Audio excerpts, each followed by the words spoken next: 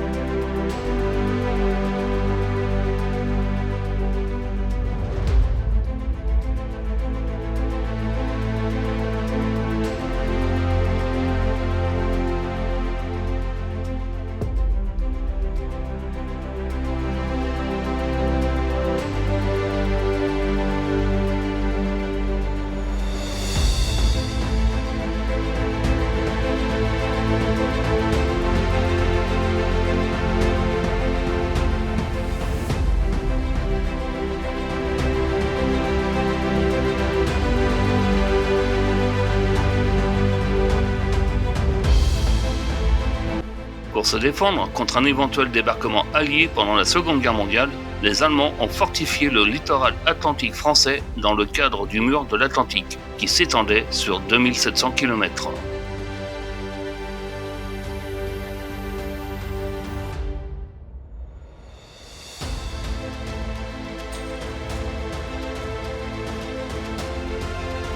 Sur la commune de Bouin, située en Vendée, un poste avancé fut installé à la pointe des Poloux, car elle domine la baie de Bourgneuf, point de passage maritime face à l'île de Noirmoutier et offrant une vue importante sur les approches vers le port de Saint-Nazaire.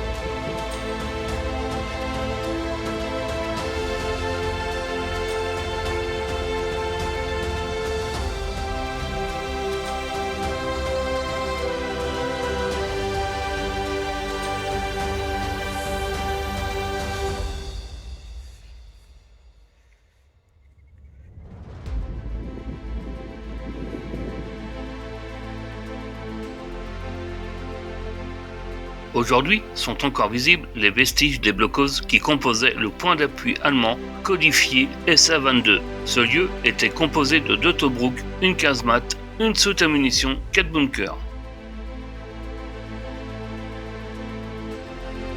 Comme sur la majorité des sites vendéens, les ouvrages sont murés et il est impossible d'y pénétrer.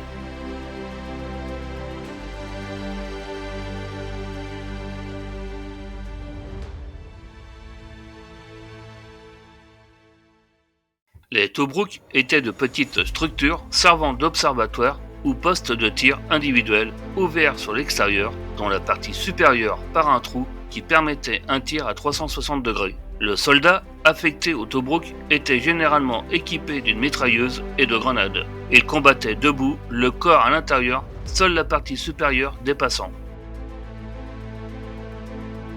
Le rôle de la casemate était d'empêcher toute progression ennemie par des tirs continus sur un axe précis. Plage, route. Une casemate n'était pas un ouvrage autonome. Elle fonctionnait toujours intégrée à un point d'appui et comptait sur les Tobruk pour sa sécurité.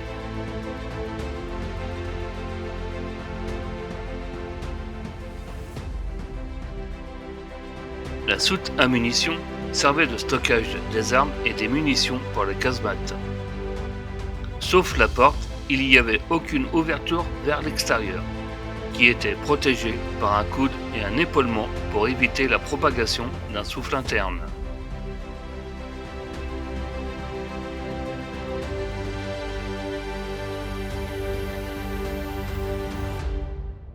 Les bunkers étaient intégrés au système défensif de la pointe du Poloux.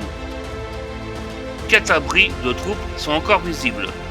Il s'agit de bunkers de type VF-1B, reconnaissables au mur par éclat massif sur le côté qui sert à masquer l'accès et à protéger l'entrée. Ces ouvrages sont semi-enterrés avec un toit plat muni de crochets pour le camouflage.